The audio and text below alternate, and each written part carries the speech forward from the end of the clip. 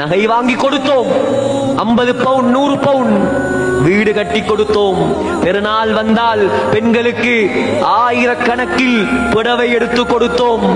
நோய் வந்தால் மருந்தெடுத்து கொடுத்தோம். மாச்சல் வந்தால் சுத்துவதற்கு கூட்டிக் கொண்டு போனோம். வீட்டு சாப்பாடு விருப்பம் இல்லையா, வா போவோம், ஹோட்டலா ஏறி இறக்கினோம். வெளிநாடுகளுக்கும் கொண்டு போனோம். எல்லாம் கொடுத்தோம். மார்க்கத்தை கொடுக்கவில்லை என்றால் நஷ்டம் சகோதரர்களே. எந்த மனைவிக்கு நீ நகை வாங்கி கொடுத்தாயோ, எந்த மனைவிக்கு நீ புடவை வாங்கி கொடுத்தாயோ, எந்த மனைவிக்கு நீ தொழுகையையும் விட்டு விட்டு உழைத்து உழைத்து கொட்டினாயோ, அந்த மனைவிதான் முதலாவது கியாமத்துடைய நாளையில் உனக்கு எதிராக வருவாள். சொல்லுவாள், யா அல்லாஹ், நகை தந்தான், புடவை தந்தான், காணி தந்தான், வாத்து தந்தான், வாங்கோலியும் தந்தான், உன்னை சொல்லித்தரல.